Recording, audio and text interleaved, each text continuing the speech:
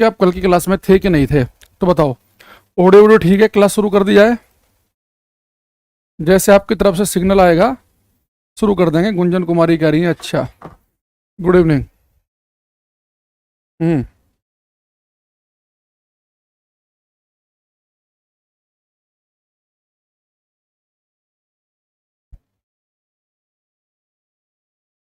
अभिषेक सिंह कह रहे हैं जय श्री राम, जय श्री राम। अभी तक बता नहीं रहे भाई तुम लोग कि ऑडियो वीडियो ठीक है क्या, शुरू किया जाए कार्यक्रम? हम्म नितिन शर्मा कह रहे हैं राधे राधे जी। नितिन कुमार कह रहे हैं हेलो सर, हेलो। आप सबने पूछा है कि ऑडियो वीडियो ठीक है, आगे बढ़े। अब आया क्लियर विशाल का। शुभेंदु जाना कह रहे हैं प्रणाम। नितिन जी कह रहे हैं यस ठीक है। देखो, अब सिग्नल मिलने के बाद अब यहाँ पे हम स्टार्ट करते हैं। बेटा कल की क्लास में जो बच्चे आए हुए थे उन्हें याद होगा, कल की क्लास हमने यहाँ तक पढ़ा था कि हम कहाँ से कहाँ तक की फ्रीक्वेंसी का साउंड सुन सकते हैं। तो मैंने कहा था कि हम 20 हर्ट्ज से लेके 20,000 हर्ट्ज तक की फ्रीक्वेंसी सुन सकते हैं। अगर फ्रीक्वेंसी 20 हर्ट्ज से कम रह गई तो इंफ्रासोनिक अप सर्वे होगी, 20,000 से ज़्यादा है तो अल्ट्रासोनिक परा सर्वे कहलाएगी। और मैंने कहा था कि अल्ट्रासोनिक वेव का यूज बैट चमगादड़ करता है, डॉल्फिन करती है, सोनोग्राफी में यूज किया जाता है, सोनार सिस्टम में। और इंफ्रासोनिक जिनकी फ्रीक्वेंसी 20 से कम है उन्हें हाथी, गैंडे, वेल मछलियाँ करते हैं। और अभी मुझे याद आया, आप लोगों ने एक ने भी याद नहीं दिलाया, मैंने कल आपको एक होमवर्क के लिए क्वेश्चन दिया था। क्या आपने तो जो कल आपको ये होमवर्क दिया गया था, बताओ इसका आंसर क्या निकाला आपने होमवर्क वाले क्वेश्चन का? अगर आप एकदम से नहीं बताएंगे इसका मतलब है कि आपने किया नहीं है, ठीक है। हर्ष राघव, ज्योति उपाध्याय, हरकेश, सौरभ, नितिन, मान सिंह गुज्जर, क्या आंसर है भाई इसका?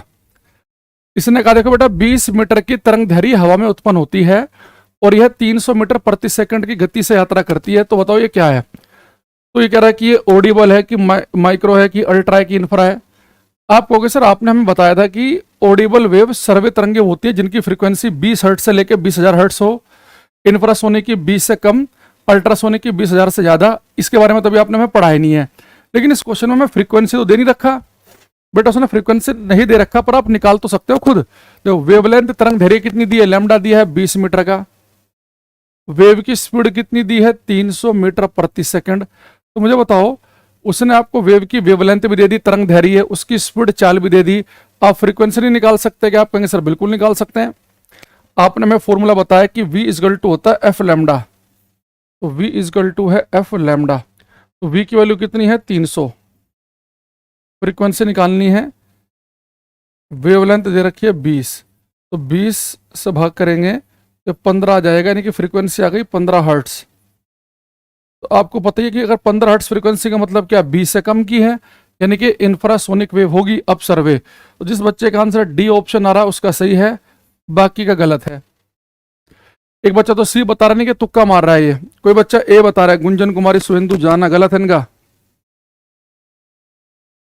ये बच्चा कह रहा है कि सर मैं बैच में न्यू हूँ, मुझे इसका बैच लेना था। तो जीएस तो आप यहाँ से पढ़ सकते हैं, संजना दीवान, शुरू से पढ़ो, है ना।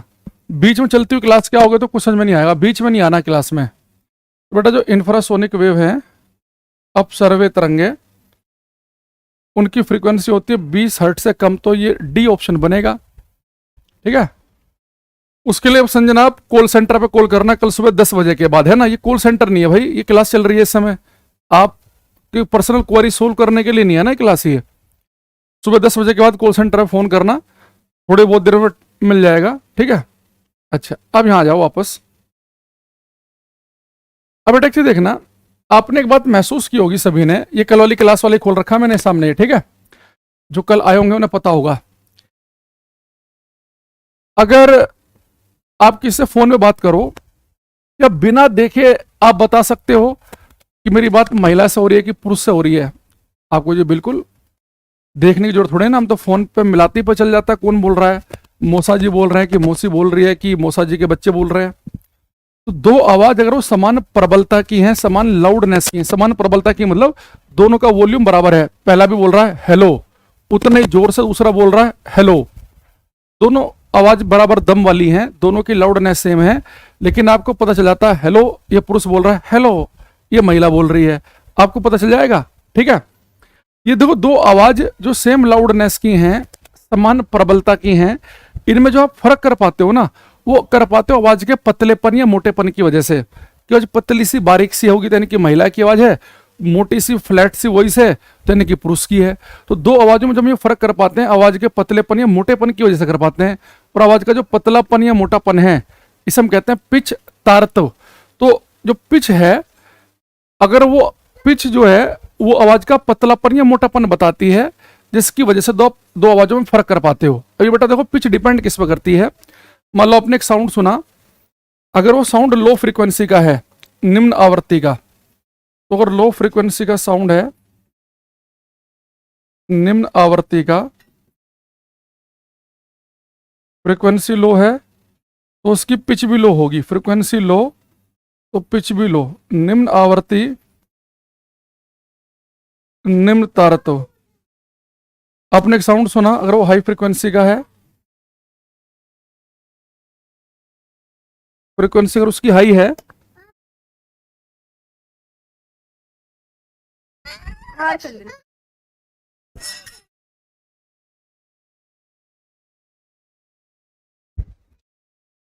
बच्चे भाई बड़े परेशान करते हैं क्लास में, उन्हें लगता है पता नहीं क्या अलग हो रहा है, गेट बंद करके जो उन्हें नहीं मिल रहा।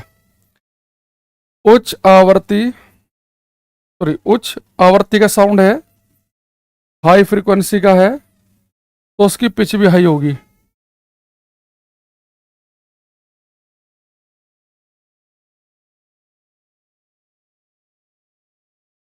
ठीक है, तो देखो अब जो आवाज का पतलापन या मोटापन है, जिसे मैंने कहा कि सब पिच कहते हैं, ये पिच डिपेंड करती है बेटा फ्रीक्वेंसी पे। अगर आपने एक साउंड सुना वो लो फ्रीक्वेंसी का तो उसकी पिच भी लो होगी, हाई फ्रीक्वेंसी का तो उसकी पिच भी हाई होगी। इसका मतलब पता क्या है, अगर फ्रीक्वेंसी आई तो पिच भी हाई होगी, इसका मतलब ये कि आवाज पतली बारीक होगी। ये महिलाओं की आवाज होती है। और कोई आपसे पूछे कि लड़कियों की जो आवाज है वो लो पिच में जाएगी कि हाई में, तो आप बोलेंगे हाई पिच में। तो गर्ल्स की जो वॉइस है वो पतली आवाज होती है, बारीक वॉइस, तो हम कहते हैं श्रिल वॉइस, बारीक आवाज, श्रिल वॉइस बारीक। ये बेटा किसमें जाएगी, हाई पिच में।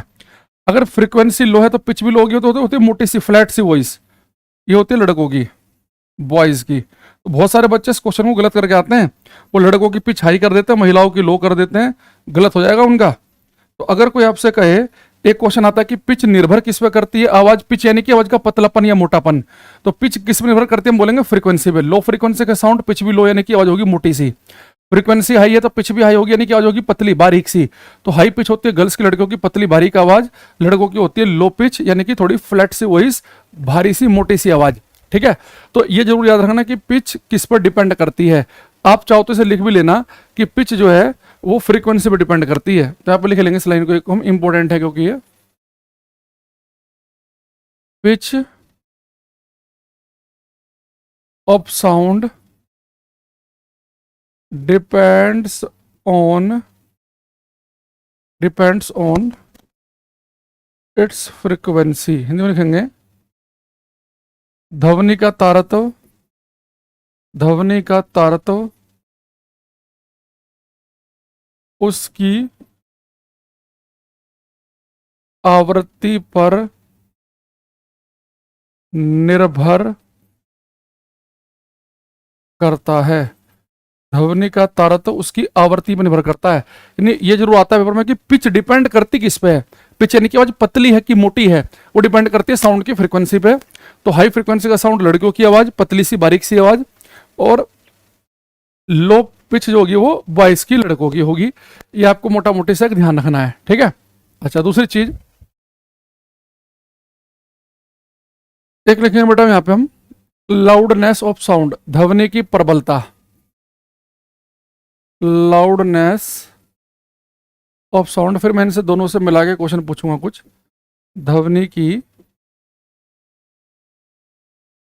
प्रबलता, ध्वनि की प्रबलता बेटा लाउडनेस जो है ना, इसे आप समझो कि वॉल्यूम से, कि अगर मान लो कि आपने टीवी चलाया, अगर लो वॉल्यूम है तो बोलो कि लो लाउडनेस। जैसे मैंने कह रहा हूं हेलो, एक मैंने कहा हेलो, तो यानी कि मैं ज्यादा लाउड बोल रहा हूं, यानी कि मैंने अपने वॉल्यूम बढ़ा लिए आवाज का, वॉल्यूम बढ़ गया है।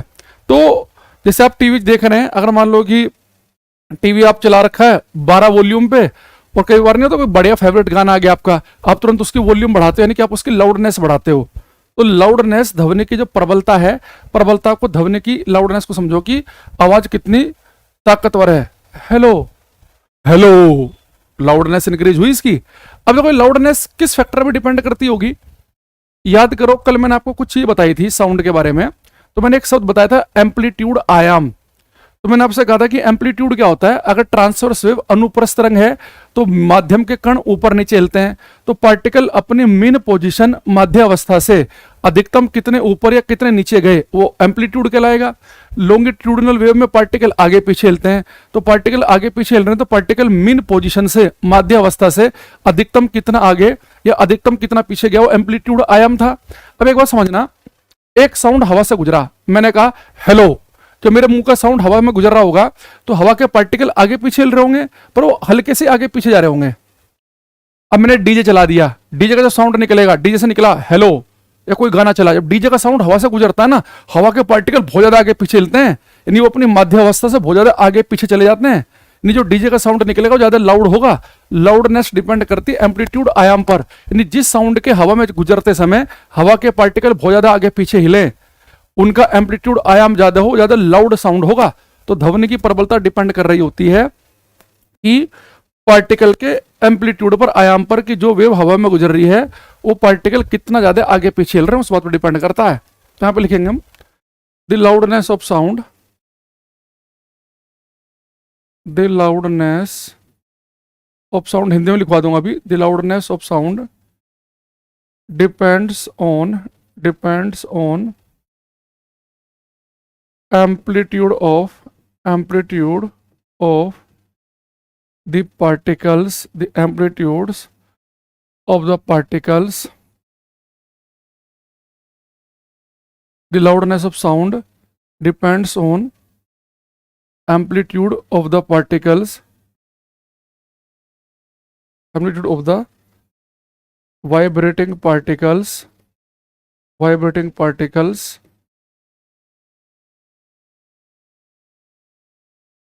Of the medium. हिंदी में लिखेंगे ध्वनि की प्रबलता माध्यम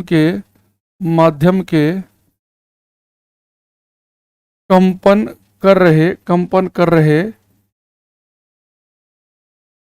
कणों के आयाम पर निर्भर करती है। ध्वनि की प्रबलता माध्यम के कंपन कर रहे कणों के आयाम पर निर्भर करती है। The loudness of sound depends on amplitude of the vibrating particle of the medium. तो बेटा जो लाउडनेस अगर मैं एल से लिखूं तो लाउडनेस जो है ना ये एम्पलीट्यूड पर निर्भर करती है, आयाम पर, और एम्पलीट्यूड के स्क्वायर के समानुपाती है। एम्पलीट्यूड के स्क्वायर के समानुपाती का मतलब ये है कि मान लो कि पहले जो पार्टिकल ऐसे कंपन कर रहे थे उनका एम्पलीट्यूड मान लो कि 2 सेंटीमीटर था, 2 सेंटीमीटर आगे पीछे जा रहे थे। अब मान लो कि मैंने 4 सेंटीमीटर कर दिया, और अगर एम्पलीट्यूड पहले से डबल कर दिया जाए तो अगर मैं आपसे पूछूं कि अगर एम्पलीट्यूड पहले से डबल कर दें तो लाउडनेस पहले का कितने गुना हो जाएगा, कोई बच्चा बता सकता है? कि ध्वनि की जो प्रबलता है, ध्वनि कितनी प्रबल है, उसका वॉल्यूम कितना ज्यादा है, वो डिपेंड करता है एम्पलीट्यूड आयाम पर। और वो कैसे डिपेंड करता है कि लाउडनेस जो है वो एम्पलीट्यूड के स्क्वायर के समानुपाती है। अगर एम्पलीट्यूड डबल करेंगे तो लाउडनेस, ध्वनि की प्रबलता पहले से कितने गुना होगी, ये आपको बताना है। बताओ ये।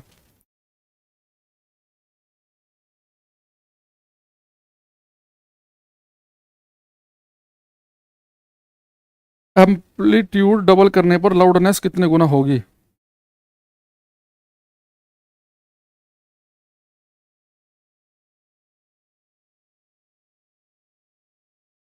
विशाल का एक आंसर हमारे पास में आया है, बहुत बढ़िया। जब शुरुआती बढ़िया हुई भाई। लाउडनेस जो है बेटा वो एम्पलीट्यूड के स्क्वायर के समानुपाती है। अगर आपने एम्पलीट्यूड डबल कर दिया तो लाउडनेस तो एम्पलीट्यूड के स्क्वायर पे डिपेंड करती है ना। तो अगर एम्पलीट्यूड डबल करोगे तो डबल का भी तो स्क्वायर होगा, 2 का स्क्वायर 4, यानी कि लाउडनेस पहले से 4 गुना हो जाएगी। तो एम्पलीट्यूड डबल होने पर लाउडनेस पहले की 4 गुना होगी। तो जिन बच्चों ने 4 गुना लिखा है, विशाल, सौरभ, नाथ, नितिन, एकदम बिल्कुल ठीक आंसर है इनका। बेटा ये बहुत क्वेश्चन आता है कि लाउडनेस किस पर डिपेंड करती है, ध्वनि की प्रबलता कंपन कर रहे कणों के आयाम पर निर्भर करती है, और फ्रीक्वेंसी डिपेंड किस पर, पिच किस पर डिपेंड करती है, ये करती है फ्रीक्वेंसी पे। अब यहां से मैं आपसे 2 क्वेश्चन पूछता हूं,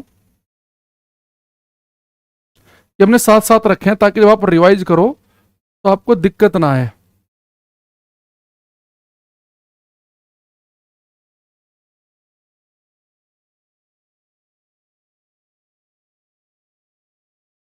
हाँ चलिए भाई क्वेश्चन।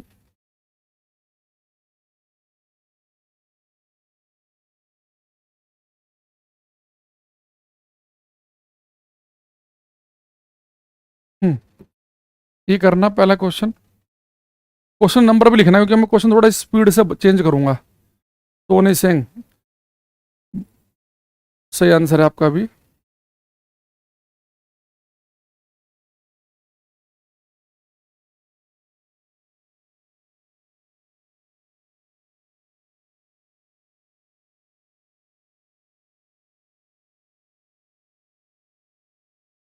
देखो इसने कहा है कि ध्वनि तरंगों का वह गुण जैसे ध्वनि का तारतम्य तो निर्भर करता है, the property of sound wave that determines the pitch. तो बेटा पिच कौन डिपेंड करता है, frequency, low frequency low pitch, high frequency high pitch. Amplitude पर टिक मत लगा देना, एम्पलीट्यूड का आंसर है ये वाला कि लाउडनेस किस पर डिपेंड करता है, ध्वनि की प्रबलता। तो यहां पर आप बोलेंगे एम्पलीट्यूड आयाम। कभी आप पिच पर टिक लगा दो, ये हिंदी में गलत लिख रखा है, यह तारतम्य लिखना है इसे हिंदी में, इसे आयाम लिखना है, ठीक है, इसे तरंग धैर्य।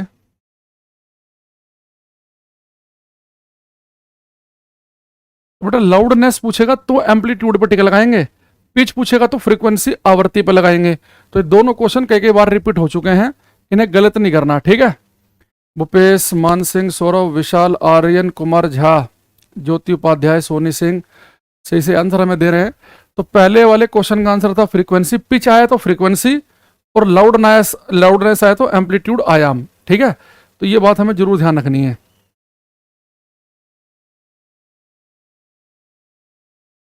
अच्छा एक बेटा क्वेश्चन आता है कि जो लाउडनेस होती है ये सब मेजर किस में करते हैं, लाउडनेस की यूनिट क्या होती है, इसका मात्रक क्या होता है। तो लाउडनेस मेजर करने के लिए हम यूज करते हैं डेसिबल का, डेसिबल इसे लिखते हैं हम डीबी से, या डेसिबल के अलावा हम बैल का यूज भी करते हैं, और एक बैल का मतलब होता है 10 डेसिबल। एक बैल होता है 10 डेसिबल के बराबर, जैसे 1 सेंटीमीटर में 10 मिलीमीटर होते हैं, 1 मीटर में 100 सेंटीमीटर होते हैं, ऐसे एक बैल में होते हैं 10 डेसिबल। तो लाउडनेस मेजर करने के लिए हम जनरली डेसिबल का ज्यादा यूज करते हैं। जैसे आपने देखा होगा जब आईपीएल मैच चलते हैं और धोनी या विराट कोहली की एंट्री होती है ना मैदान में, तो वहां पे ना वो एक लेवल दिखाता है कि इस समय लाउडनेस शोर का लेवल कितना है। तो 118 डेसिबल, 119 डेसिबल, 120 डेसिबल, आपने ऐसा देखा होगा। तो लाउडनेस नापने के लिए डेसिबल का यूज करते हैं। तो जैसे कि अगर मैं भी क्लास में बोल रहा हूं, तो जब हम नॉर्मली बातचीत करते हैं तो एक 50 डेसिबल का लाउडनेस पैदा होता है। अभी जब मैं क्लास में बोल रहा हूं तो 50 डेसिबल का लाउडनेस है। अगर किसी एरिया में 80 डेसिबल से ज्यादा का शोर हो जाए, 80-85 डेसिबल से ज्यादा का शोर हो जाए, तो फिर वो नॉइज की कैटेगरी में आता है, शोर शराबे की कैटेगरी में। तो मैं भी बोल रहा हूं ना 50 डेसिबल का शोर है, जितना ये शोर है, जब इसके अगर मैं बोल दूं कि इसका अगर 10 गुना शोर हो जाए, जितना मैं बोल रहा हूं उसका 10 गुना, तो कमरे में 60 डेसिबल का शोर हो जाएगा। और उसका भी 10 गुना और हो जाए तो 70 डेसिबल, उसका भी 10 गुना और हो जाए तो 80 डेसिबल। तो हर 10 डेसिबल तब बढ़ते हैं जब 10 गुना शोर बढ़े। ये मैं सोचना कि सर अभी आप कह रहे हैं कि आप अकेले बोल रहे हो तो 50 डेसिबल का शोर है, और जब इतने हजारों आदमी चिल्ला रहे होते हैं ग्राउंड में, धोनी आता तो 120 डेसिबल हुआ, आप 50, और हजारों के चिल्लाने पे 120। तो आप ये मत देखना कि 50 डेसिबल वहां 120, वो आपको केवल 70 डेसिबल बढ़ावा लग रहा है, पर बहुत ज्यादा शोर है। 50 से 10 डेसिबल तब होगा जितना मैं अभी बोल रहा हूं उसका 10 गुना शोर बढ़े, और 60-70 तब होगा जितना 60 डेसिबल पे था उसका 10 गुना हो, फिर उसका 10 गुना होगा तो 80 होगा, उसका भी 10 गुना होगा, तो फिर ऐसे ऐसे बढ़ता है। तो डेसिबल थोड़े से भी बढ़ते हैं तो बहुत भयंकर शोर बढ़ जाता है, ठीक है। अच्छा देखो, अगर कोई आपसे कहे कि जब एक आदमी बातचीत करता है तो नॉर्मल कॉन्वर्सेशन में कितने डेसिबल का शोर होता है, 50 डेसिबल के आसपास, तो 50 डेसिबल के आसपास का शोर होता है। सामान्य बातचीत में, नॉर्मल कॉन्वर्सेशन, सामान्य बातचीत में 50 डेसिबल के आसपास का शोर रहता है। ठीक है। अगर बेटा लाउडनेस जो है, अगर ये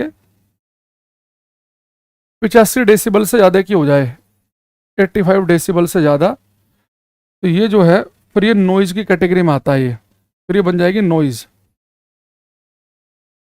नॉइज़। ठीक है। तो अगर ये 85 से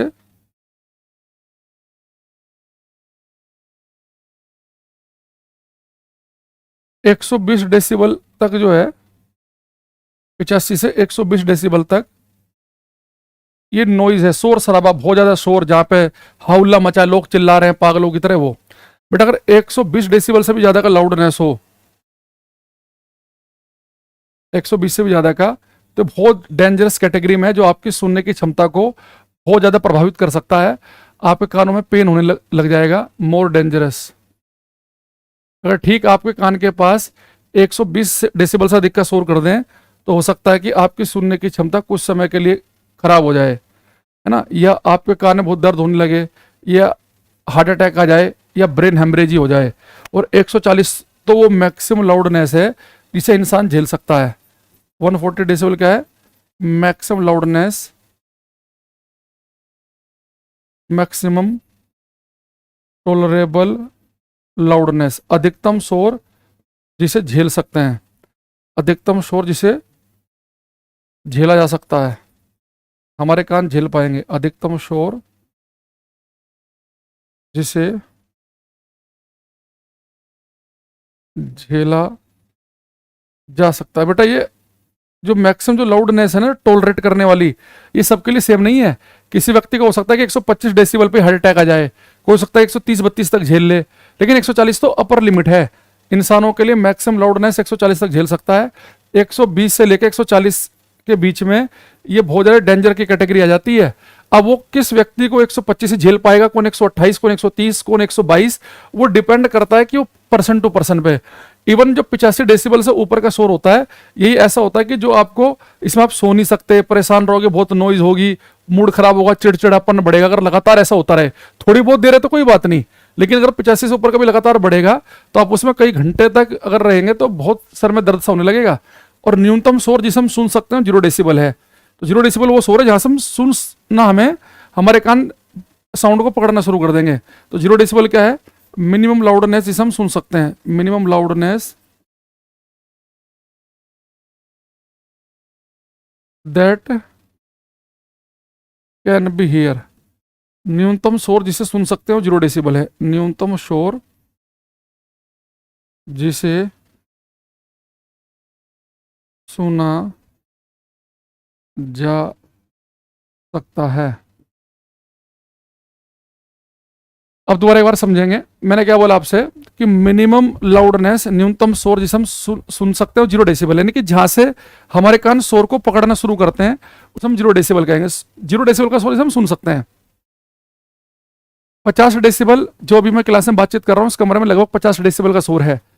अगर 85 डेसिबल से अधिक का शोर पहुंच जाए, जैसे डीजे की आवाज, बहुत सारे लोग चिल्ला रहे हैं, नारेबाजी कर रहे हैं, वो फिर शोर शराबा हो जाता है 85 से ज्यादा। और 120 से अगर ऊपर है, फिर वो बहुत डेंजर की कैटेगरी में आ जाएगा। मान लो कोई हार्ट का मरीज है और बहुत तेज बजता हुआ डीजे के अगर वो नाचने लगे, या बहुत तेज डीजे के पास हो, तो हो सकता है कि उसे हार्ट अटैक आ जाए। तो जो हार्ट के मरीज हैं उन्हें बहुत ज़्यादा शोर शराबे से बचना चाहिए। या कई बार मान लो बंदा हार्ट से का मरीज है, पहले से बहुत बुजुर्ग है, और कोई बुलेट नहीं, पट पट पट वाली बुलेट चलाते हैं जो दिमाग से पैदल होते हैं, वो किसी ऐसे व्यक्ति के पास से गुजरे, तो ऐसे व्यक्ति को बहुत ज़्यादा परेशानी होगी। हो सकता है कि एक स्वस्थ व्यक्ति को, जवान व्यक्ति को इतनी दिक्कत ना हो, लेकिन जो पहले से बीमार है, जिसके हार्ट की समस्या है, वो उस पटपट की जो आवाज़ होती है बुलेट वगैरह की, उससे बहुत ज़्यादा परेशान हो सकता है। तो एज ए पढ़े लिखे व्यक्ति हमारा ये कर्तव्य है कि हम इन चीज़ों से बचें। ठीक है, तो कि हम ऐसी हरकतें ना करें। तो ये आपके ज्ञान के लिए मैंने बता दिया कि न्यूनतम शोर जिसे हम सुन सकते हैं वो 0 डेसिबल का है। 50 डेसिबल क्या है? सामान्य बातचीत के समय का शोर है। सामान्य बातचीत नॉइज 85 डेसिबल से ऊपर ये नॉइज स्टार्ट हो जाएगी, और 120 से ऊपर डेंजरस कैटेगरी स्टार्ट हो जाएगी। ठीक है, तो अर्जुन कुमार भाई लाइव से कर लो फिर, हैं? तो क्या दिक्कत है, तुम्हें लाइव से नहीं कर सकते? जो लाइव से कर लो, अब आते हैं आगे, ठीक है। अब एक बार हम यहाँ पे लिखेंगे हम सुपरसोनिक ऑब्जेक्ट्स, सुपरसोनिक वस्तुएं, सुपरसोनिक ऑब्जेक्ट, पराध्वनिक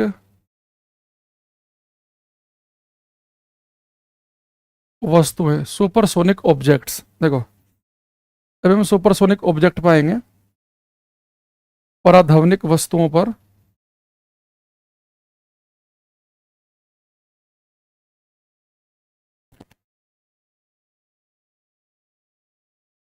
सुपरसोनिक बेटा हम एग्जांपल लेंगे ब्रह्मोस सुपरसोनिक मिसाइल का।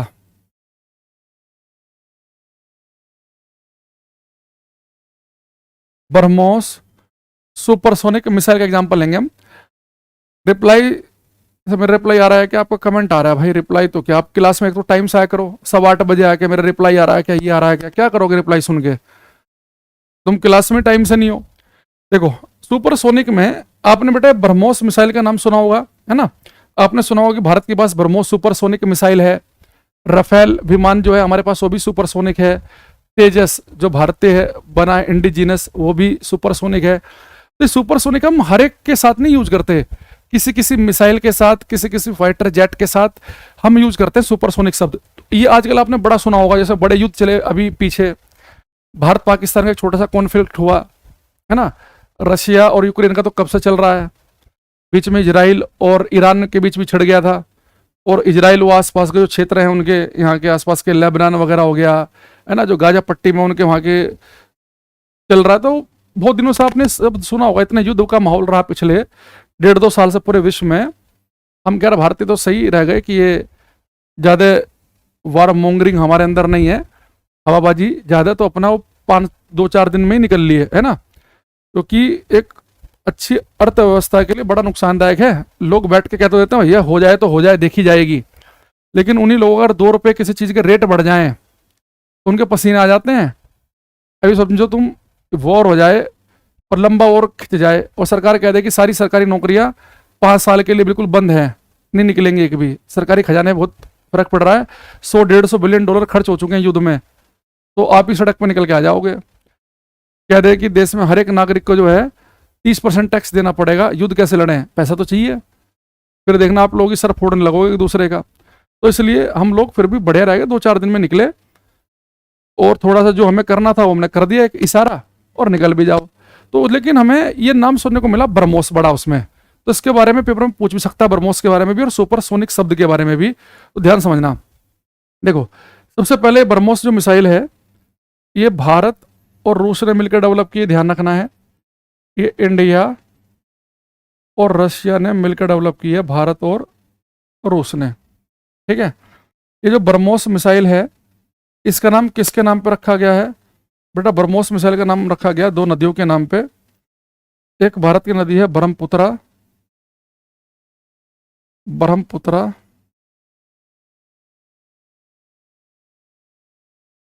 एक रशिया की नदी है मोस्कवा। तो ब्रह्मोस का नाम 2 नदियों के नाम पर रखा गया है, ब्रह्मपुत्रा और मोस्कवा। तो भारत की जो ब्रह्मपुत्रा रिवर है उससे हमने ब्रा शब्द लिया, मोस्कवा से मोस लिया, तो उसका नाम बन गया ब्रह्मोस, उसका नाम बना ब्रह्मोस। तो ब्रह्मोस का नाम 2 नदियों के नाम पे लिया गया, भारत की ब्रह्मपुत्रा और रशिया की मोस्कवा, ठीक है। अच्छा अब ये ब्रह्मोस को हम सुपरसोनिक क्यों कह रहे हैं, देखो हम हर एक उस मिसाइल को, हर एक उस वस्तु को, हर एक उस फाइटर जेट को हम सुपरसोनिक कहेंगे,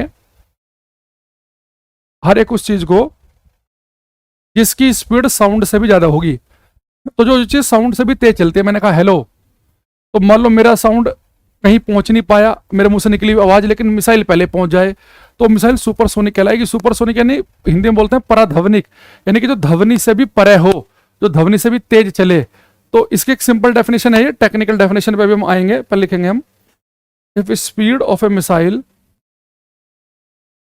if speed of A missile is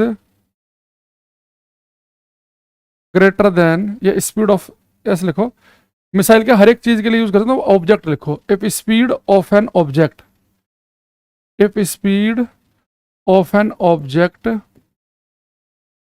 is greater than speed of sound then it is called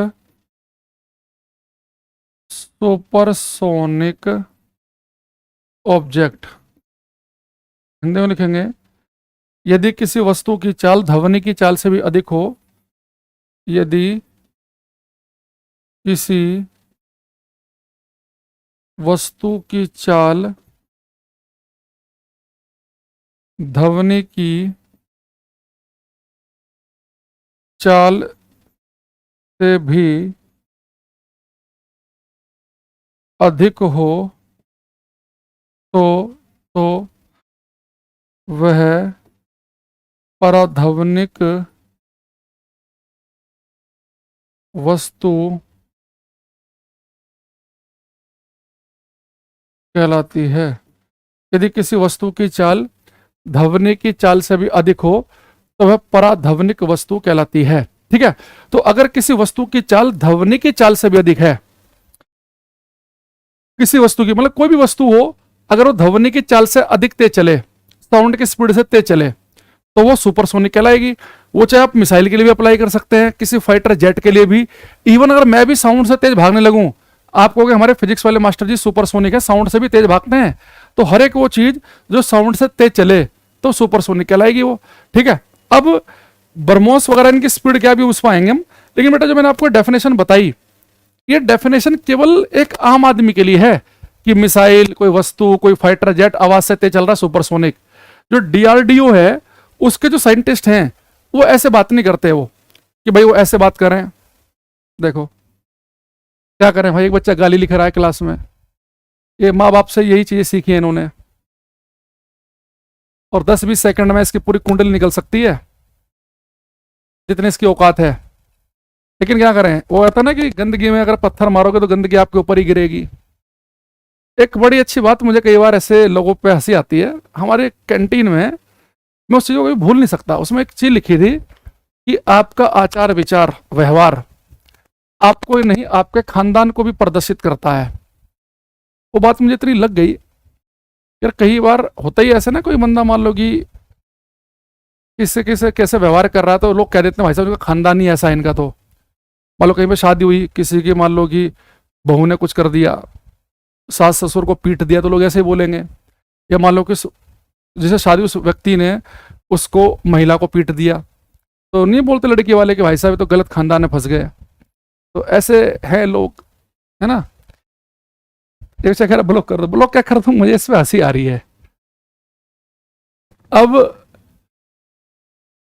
मतलब ये सोचो कि हम एक इंसान के तौर पर बिल्कुल यहाँ पे हम शून्य हो गए, जो हमने सीखा है बचपन से, क्या माँ बाप ने सिखाया, कैसे गुरु ने सिखाया, कैसा मोहल्ला होगा, तो कितने घटिया मानसिकता के मतलब होंगे खानदान के लोग भी, जो बच्चा इतना यहाँ तक सोच पा रहा है।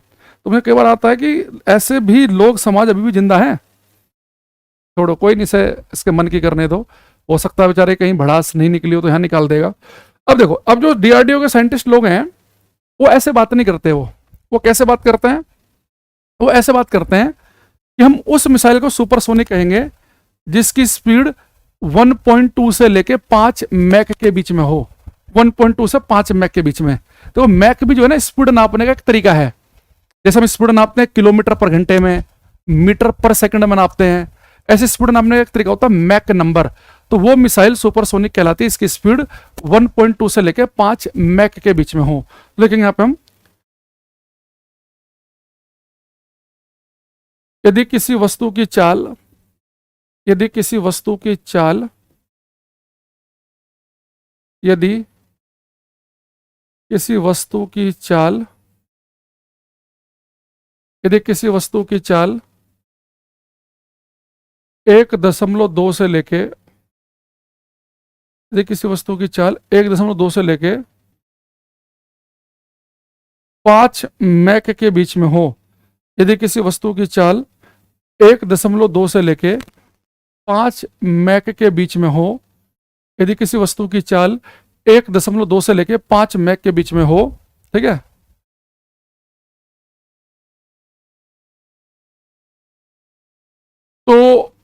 यदि किसी वस्तु की चाल 1.2 से लेकर 5 मैक के बीच में हो तो वह सुपरसोनिक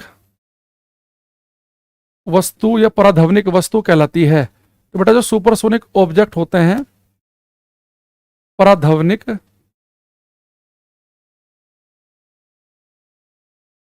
उनकी स्पीड होती है 1.2 से लेकर 5 मैक के बीच में। 1.2 से लेके 5 मैक के बीच में। लेकिन बेटा अगर जैसे अपने पास जो ब्रह्मोस मिसाइल है ना, इसकी जो स्पीड है ये 2.8 मैक, यानी कि लगभग लगभग 3 मैक के आसपास की। अब ये मैक तो हमने टेक्निकली बता दिया, आसान भाषा में मैक क्या होता है। अगर मैं कहूं कि किसी वस्तु की स्पीड 1 मैक है, तो किसी वस्तु की स्पीड 1 मैक का मतलब है कि वो वस्तु साउंड की स्पीड से भाग रही है। तो 1 मैक होता है बेटा साउंड की स्पीड के बराबर। 1 मैक होता है स्पीड ऑफ साउंड ध्वनि की चाल के बराबर। ध्वनि की चाल के बराबर। तो 1 मैक जो है वो ध्वनि की चाल के बराबर है। ठीक है भाई, जो बच्चे लेट आते हैं वो भाई नमस्ते, गुड मॉर्निंग, गुड इवनिंग मत किया करो क्लास में। आप बीच में मत किया करो, ये है ना, शुरू में आया करो क्लास में। अब एक चीज देखो, मैंने कहा कि अगर कोई मिसाइल साउंड की स्पीड से चले तो उसकी स्पीड 1 मैक है। तो अगर मैं कभी कह दूं कि एक मिसाइल की स्पीड 2 मैक है, यानी वो साउंड से 2 गुना रफ्तार से भाग रही है। किसी मिसाइल की स्पीड 3 मैक है, वो साउंड से 3 गुना तेज चल रही है। आप कभी न्यूज में सुनना, जब भी वो ब्रह्मोस के बारे में बोलेंगे ना, तो ऐसा बोलेंगे भारत ने आज ब्रह्मोस सुपरसोनिक मिसाइल का सफल परीक्षण किया और इसकी चाल ध्वनि की चाल की लगभग 3 गुना है। तो ब्रह्मोस की स्पीड साउंड की स्पीड की लगभग 3 गुना क्यों कह रहे हैं? ब्रह्मोस की स्पीड है 2.8 मैक, तो लगभग लगभग जो है आप उसे 3 मैक कह दो, लगभग 3 मैक बोल दो। तो अगर 3 मैक का मतलब हो गया कि साउंड से लगभग 3 गुना तेज चलना। ठीक है, ये बच्चा कह रहा है हमारे गांव में चोर आ गया। बेटा एक आजकल पश्चिमी उत्तर प्रदेश में इधर चोर वोर का बड़ा चल रहा है, लेकिन उस चक्कर में ये मत करना कि उसमें कुछ कैसे केस भी आ गए। क्योंकि बंदा भाई किसी के यहाँ रिश्तेदार आया था, कोई जैनवन बंदा था, लोगों ने उसे पीट दिया। तो ये नहीं कि आप हवाबाजी में किसी को भी पीट दो, पहले उसकी पूरी इन्फॉर्मेशन लो, और नहीं तो पता चला केस हो गया उल्टा, है ना, तो केस हो जाएंगे बहुत भयंकर। तो ये नहीं कि बिना केवल लड़कों के हवाबाजी में घूम रहे मिस लड़के डंडे लेके और किसी भी इंसान को पीट दो ऐसे ही चोर का नाम देके उसे, तो केस भारी पड़ सकता है। ठीक है, तो ब्रह्मोस की जो स्पीड है वो लगभग लगभग 3 मैक, यानी कि ब्रह्मोस जो है साउंड से भी 3 गुना तेज रफ्तार से चलती है। लेकिन अगर बेटा किसी मिसाइल की जो स्पीड है अगर वो 5 मैक से भी ज्यादा हो जाए तो वो कहलाती है हाइपरसोनिक। इसका बड़ा नाम सुन रहे होंगे आप, रशिया बिल्कुल डंके की चोट पे कहता है कि मेरे पास हाइपरसोनिक मिसाइल है। अमेरिका का भी अभी डेवलपिंग स्टेट में, अमेरिका का भी कुछ ऐसे क्लियर कट नहीं है, बताता तो है वो, पर उसने कोई ऐसा परीक्षण निरीक्षण उसका कुछ ऐसे बहुत नहीं है क्लियर। भारत भी इसके ऊपर काम कर रहा है हाइपरसोनिक पे, ईरान भी कहता है कि मेरे पास में है। लेकिन जो डंके की चोट है बिल्कुल क्लियर कट है पूरे वर्ल्ड में, वो रशिया का है कि उसके पास हाइपरसोनिक मिसाइल है, क्योंकि उसने यूक्रेन युद्ध में कई बार उसने यूज भी किया है। तो अगर किसी मिसाइल की जो स्पीड है अगर बेटा 5 मैक से भी ज्यादा हो जाए, अगर स्पीड 5 मैक से भी ज्यादा होगी तो वो कहलाएगी हाइपरसोनिक। और इनके खास बात ये जो हाइपरसोनिक मिसाइलें हैं इन्हें बेटा आप रास्ते में काट नहीं सकते। ये मिसाइल अगर टेस्ट कर दी गई, छूट दी गई, तो ऐसा कोई डिफेंस सिस्टम अभी पूरे वर्ल्ड में किसी के पास नहीं है जो हाइपरसोनिक मिसाइलों को रास्ते में खत्म कर दे। तो बहुत खतरनाक है हाइपरसोनिक मिसाइलें। ठीक है, तो इनकी स्पीड 5 मैक से ज्यादा होती है। अगर स्पीड 1.2 से 5 के बीच में हो तो सुपरसोनिक कहलाएगी। ठीक है, भारत के पास जो ब्रह्मोस मिसाइल है इससे हम अभी इसकी स्पीड बढ़ा के 5 मैक से ऊपर करने पे काम कर रहे हैं। इसे भी हम हाइपरसोनिक में कन्वर्ट करने पे काम कर रहे हैं कि सुपरसोनिक से हाइपरसोनिक में कन्वर्ट हो जाए। ठीक है,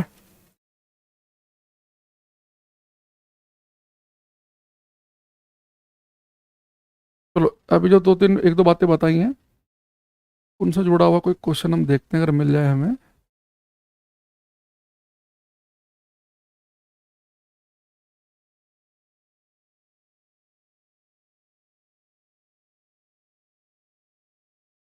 ये क्वेश्चन करना, क्वेश्चन नंबर 28।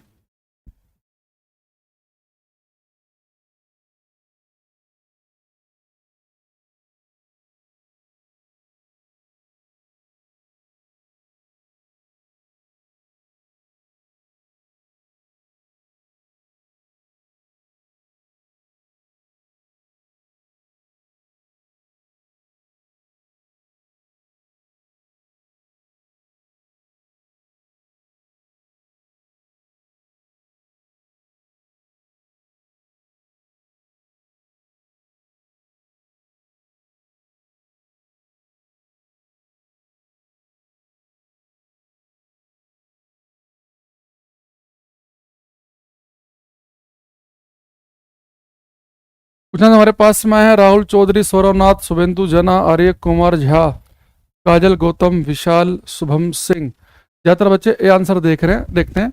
इसने लिखा कि the speed of a body that has Mach number more than 1, वह पिंड जिसकी चाल एक मैक संख्या से अधिक हो। बेटा एक से मैक से अधिक है तो वो हमारे पास होती है सुपरसोनिक। जो सबसोनिक होती है ना, इनकी स्पीड होती है 0.8 मैक से भी कम। इनकी स्पीड 0.8 मैक से भी कम होती है। अच्छा, दूसरा अगर आपको इन्हें अगर एक मैक को अगर आपको नंबर में लिखना हो कि कितने मीटर पर सेकंड, तो एक मैक लिया जाता है 340.29 मीटर पर सेकंड। तो एक मैक जो है वो 340.29 मीटर पर सेकंड लिखा जाता है। तो 300 लिखा है, 10 लिखा है, ठीक है। तो हमारा आंसर जो बनेगा इसका वो कितना बनेगा, वो बनेगा 28वें का ए, ठीक है।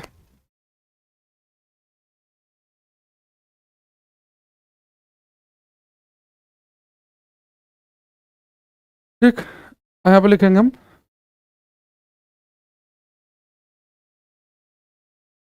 एक सौ लिखेंगे हम एको या इको, जो भी आप कहते होंगे, प्रतिध्वनि,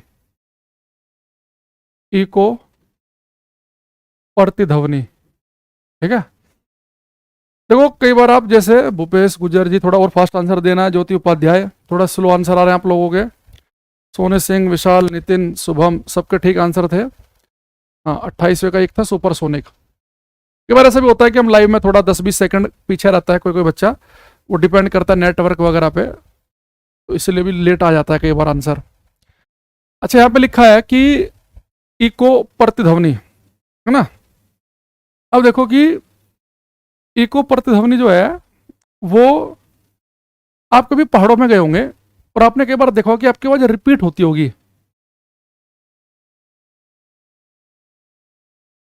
जैसे आपने कहा पहाड़ों में हेलो, वहां पे आपकी आवाज ऐसे आती होगी, hello hello hello hello hello, one one one one one one. होता ना कई बार कि गांव में मान लो गहरा सा कुआं है, आपने बोला ओए, फिर अंदर से आवाज आएगी ओए, पलट के आवाज आएगी। फिर हम कुछ और बोलेंगे गांव में, मान लो हमारा दोस्त है उसका हमने नाम बिगाड़ रखा है, तो हम ऐसे बोलेंगे अंदर से कालू, अंदर से आवाज आएगी कालू, है ना, नीलू, पीलू, जो भी हमने नाम रखा है उसका।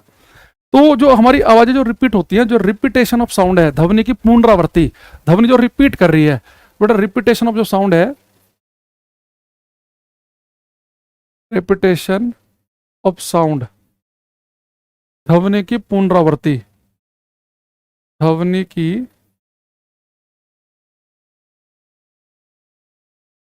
पुनरावृत्ति, ध्वनि का रिपीट होना, इसे हम कहते हैं इको, जो ध्वनि रिपीट होती है, ठीक है। तो रिपीटेशन ऑफ साउंड जो है इसे हम कहते हैं इको प्रतिध्वनि। अच्छा, अब ये एक चीज देखना, ये जो इको है ये हमेशा नहीं सुनती हमें। हाँ, सही कह रहे हैं शुभेंदु। ये जैसे मैं इस कमरे में लगातार बोल रहा हूँ, यहाँ तो मेरी आवाज रिपीट नहीं कर रही। आप घर में डेली बातचीत करते होंगे कि आपकी आवाज रिपीट होती है, नहीं होती है। तो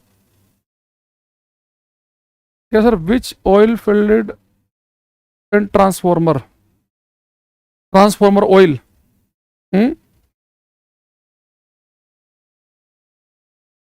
question is that which oil filled in transformer.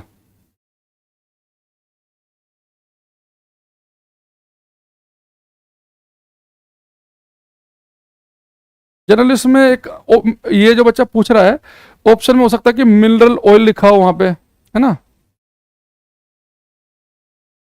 ये उसमें कूलिंग के लिए, इंसुलेशन के लिए यूज करते हैं हम।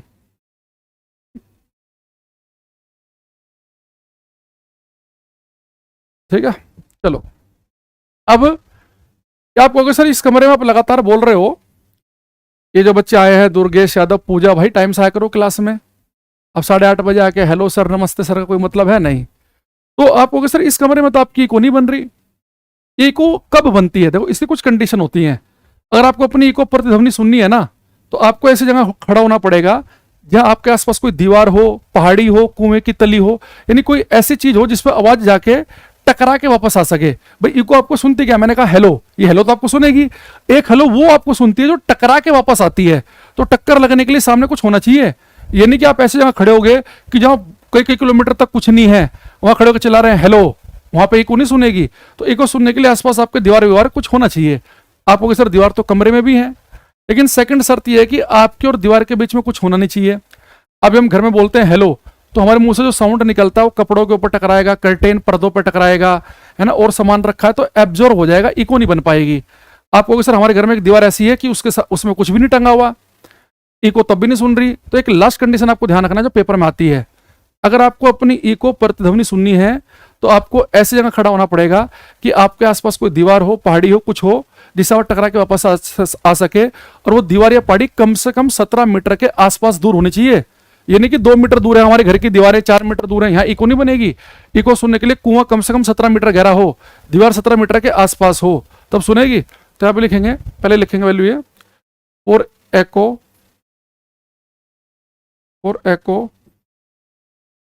minimum distance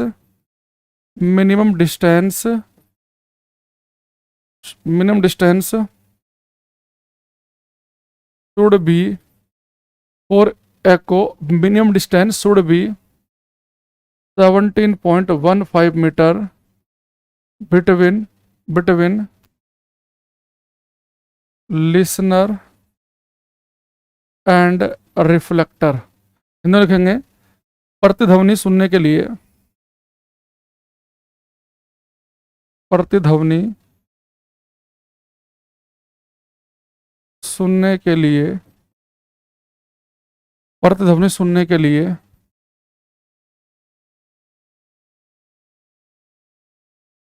परावर्तक और श्रोता के बीच की दूरी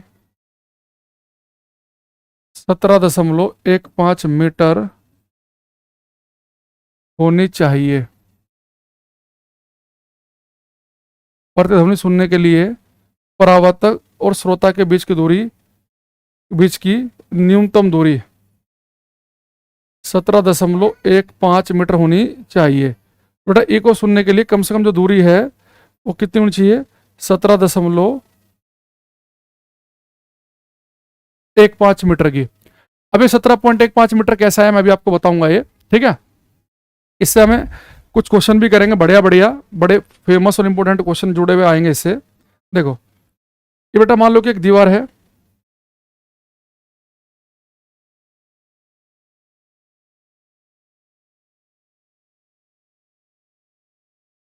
एक दीवार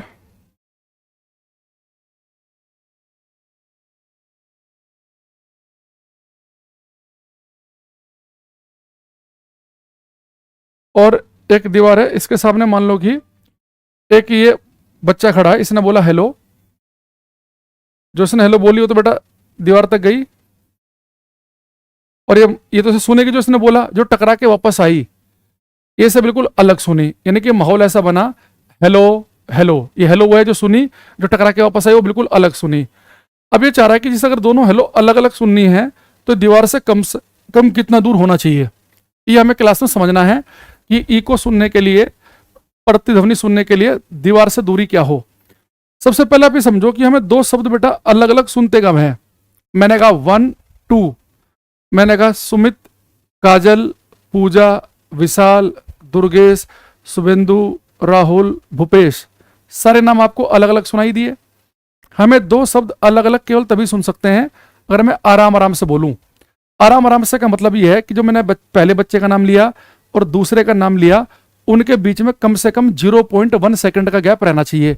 तो अगर दो शब्द आपको अलग अलग सुनने हैं तो उनके बीच में कम से कम 0.1 सेकंड का गैप हो, यानी कि सेकंड के 10वें हिस्से का इतना गैप होना चाहिए।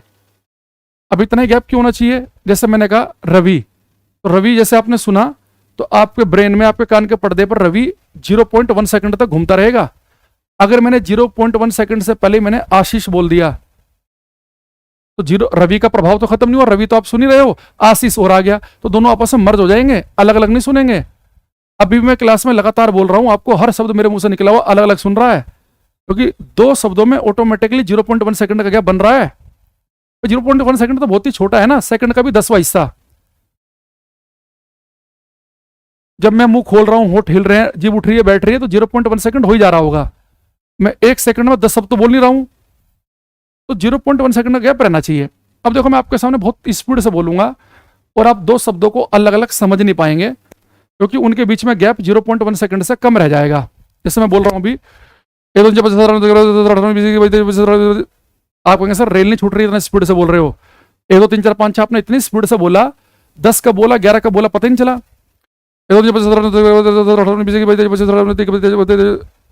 मैं इतनी स्पीड से बोल रहा हूं कि दो शब्द अलग अलग सुन नहीं पा रहे हैं। क्यों? दो शब्दों के बीच में 0.1 सेकंड का गैप बन ही नहीं पा रहा है। तो अगर आप किसी दीवार के नजदीक खड़े होकर बोलेंगे हेलो, तो जो हेलो गई और जो टकरा के वापस आई, उनके बीच में 0.1 सेकंड का गैप बन ही नहीं पाएगा। लेकिन दीवार से थोड़ा दूर खड़े होंगे तो जो साउंड गया जो वापस आएगा, उनमें 0.1 सेकंड का गैप कम से कम होना चाहिए। ज्यादा हो जाए तो कोई दिक्कत नहीं है, मतलब काफी दूर है पहाड़ी, तो पता चला साउंड आई 1.5 सेकंड के बाद रहा, फिर कोई दिक्कत नहीं है। कम से कम 0.1 सेकंड का तो होना ही चाहिए। इन दोनों हेलो अगर आपको अलग अलग सुननी है तो इनके बीच में गैप होना चाहिए 0.1 सेकंड का। साउंड की बेटा स्पीड हवा में ले रहा हूं मैं 343 मीटर पर सेकंड, ये 22 डिग्री टेम्परेचर पे ले रहा हूं मैं। आप चाहो 332 ले सकते हो 0 डिग्री पे, ठीक है। अब साउंड की स्पीड मेरे पास में है 343। साउंड ये जो गया और जो आया, इनके बीच में गैप कितना है? 0.1 सेकंड। तो इस गैप में साउंड कितनी दूरी तय करेगा? दूरी होती है स्पीड इंटू टाइम, दूरी होती है चाल गुना समय। तो साउंड की चाल 343 है, टाइम लगा 0.1 सेकंड का, यानी दूरी कितनी हुई? 34.3 मीटर। यानी कि अगर आपको अपनी इको, अपनी प्रतिध्वनि सुननी है तो आपको दीवार से इतना दूर खड़ा होना पड़ेगा कि आपका साउंड दीवार तक जाए और टकरा के वापस आए, तो कम से कम 34.3 मीटर की दूरी चले। इको सुनने के लिए, प्रतिध्वनि सुनने के लिए साउंड दीवार तक जाए और टकरा के वापस आए, तो जाने और आने में कम से कम कितनी दूरी तय करे? 34.3 मीटर की। तो बेटा इको वाले केस में हमेशा आपके पास दूरी आएगी जाने प्लस आने की। भाई इको कब सुनती है? कि साउंड दीवार तक जाए, टकरा के वापस आए, तो ये जाने और आने की दूरी है। अगर मुझे केवल दीवार तक की दूरी निकालनी हो, दीवार तक की दूरी निकालनी हो, मैंने मान लिया उसे x है, तो इसका दूरी का आधा कर दो। x कैसा आएगा? जो आने और जाने की दूरी का आधा करेंगे तो 34.3 मीटर का अगर आप आधा करेंगे तो कितना आएगा? 17.15 मीटर। यानी अगर आपको ई को सुननी है तो दीवार से दूरी कितनी होनी चाहिए? 17.15 मीटर की होनी चाहिए। तो ई को सुनने के लिए मैंने कहा कि दोनों साउंड जो गया और आया उनके बीच में इतना गैप होना चाहिए, साउंड की स्पीड इतनी है, तो इस समय में साउंड कितनी दूरी तय करेगा? 34.3 मीटर। पर ये जाने और आने की दूरी होगी, मुझे एक ही तरफ की निकालनी है, तो मैंने इसका आधा कर दिया, तो 17.15 मीटर आ गया। ठीक है। अब मैं आपसे इससे जुड़ा हुआ क्वेश्चन पूछ रहा हूं। एक बच्चा इतना होशियार बन रहा है, क्या पढ़ा रहे हो, ये कर रहे हो, भाई तू इतना अगर सीरियस होता, जो तूने यहाँ पे टीचर कुछ बोल रहा है तेरे से सबर नहीं हो रहा, तो तू टाइम से क्लास में आ रहा होता, तो क्यों परेशान हो रहा है तू? तो पढ़ना वढ़ना तो है नहीं, फर्जी का ज्यादा इतना सीरियस बनने की कोशिश मत करो। अब ये क्लास शुरू से देखना, बाद में आना, ठीक है। क्या पढ़ा रहे हो, टीचर बताएगा। कितनी इसे शर्म भी नहीं आ रही है पूछते हुए, तो ये नहीं पता चल रहा कि क्लास में चल क्या रहा है, कि ना टाइम से आ रहे हैं, ना पीछे क्लास कंप्लीट की है। बताओ बताओ, टीचर कुछ बोल रहा है, समझा रहा है, नहीं, छोड़ के पहले से बताओ क्या चल रहा है क्लास में। भाई साहब जो है उन्होंने एहसान करा है, 1 घंटा लेट आ गए क्लास में, कम से कम आए तो सही। मतलब कई बार मैं देख रहा हूं भारत में, क्या कहें भाई, मतलब कॉमन सेंस भी नहीं है बच्चे में। मैं समझा रहा हूं, कोई चीज बोल रहा हूं, बताओ क्या पढ़ा रहे हो, क्या चल रहा है, बताओ, कुछ तो बताओ। इसे नहीं दिख रहा कि टीचर कुछ बोल रहा है, समझा रहा है, और मैं खुद 1 घंटा लेट आ रहा हूं। करना भाई क्वेश्चन ये।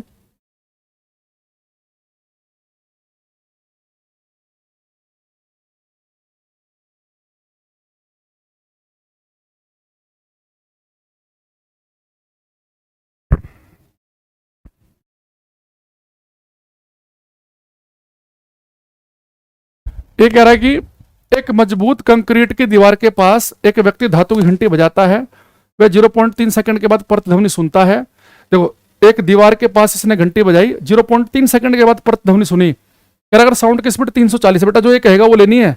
साउंड की स्पीड 340 है, तो बताओ दीवार उससे कितना दूर है। ये क्वेश्चन आपको करना है। विशाल का गलत हो गया है, मुझे पता था यही गलती बच्चे करते हैं पेपर में, वो इन्होंने कर दी है। सौरभनाथ का सही है। देखो, एक मजबूत कंक्रीट की दीवार ये रही, ठीक है। इसके पास एक व्यक्ति ने घंटी बजाई है, एक घंटी बजाई, तो ये साउंड गया होगा यहाँ पे, टन, टकरा के वापस आया होगा, टन। तो कह रहा है कि इसे जो इको सुनाई दी प्रतिध्वनि, वो 0.3 सेकंड के बाद सुनी। बेटा जब भी इको देखो ना आप, इको में ध्यान रखना कि साउंड जो है ना, साउंड जाएगा और टकरा के वापस आएगा, तभी तो इको सुनेगी। और आपके पास साउंड की स्पीड कितनी दी है 340, तो इस 0.3 सेकंड में साउंड कितनी दूरी तय करेगा? दूरी होती है चाल गुणा समय, चाल है 340, टाइम लगा 0.3 का, तो 102 मीटर आ गया। तो बहुत सारे बच्चे क्या करते हैं 102 देखते टिक लगा देते हैं। भैया जब भी आप इको देखो, प्रतिध्वनि देखो, इको प्रतिध्वनि में जो दूरी आती है बाबू, मैंने आपको बताया शुरू में कि जाने और आने की दूरी आती है। तो जो आप ये यहाँ पे सुनेंगे, इको देखते ही समझ जाओ कि जो दूरी हम निकालेंगे जाने और आने की आएगी। भाई इको सुनती कब है कि दीवार तक साउंड जाए और टकरा के वापस आए। तो 102 मीटर ही जाने और आने का है, मुझे केवल दीवार तक की दूरी निकालनी है, उसे x मान लो। तो x क्या होगा, d/2 करेंगे, आधा करेंगे तो 51 मीटर आएगा। तो जो बच्चे 51 मीटर लिख रहे हैं उनका सही है। याद रखना ये पूरा 102 मीटर जरूर ऑप्शन में रखता है वो, ताकि बच्चा गलत कर दे। इको प्रतिध्वनि देखते ही समझ जाना कि दूरी जाने प्लस आने की आएगी, जाना प्लस आना, ठीक है, ये जरूर करना ध्यान से। एक क्वेश्चन मैं कल के होमवर्क के लिए दे रहा हूं आपको, जैसे आज आपको होमवर्क दिया था, डेली आपको एक क्वेश्चन जो है वो होमवर्क के तौर पर दिया जाया करेगा। तो एक क्वेश्चन जो है एज ए होमवर्क है, कल आते मैं पूछूंगा आपसे। कल साउंड आपका खत्म हो जाएगा पूर्ण रूप से डिटेल में, कल हम साउंड को खत्म कर देंगे, फिर इलेक्ट्रोमैग्नेटिक वेव बचेगा हमारे पास, ठीक है। तो आज के लिए इतने रखते हैं, बाकी मिलेंगे कल, तब तक के लिए thank you, bye, take care everybody, bye everyone, bye.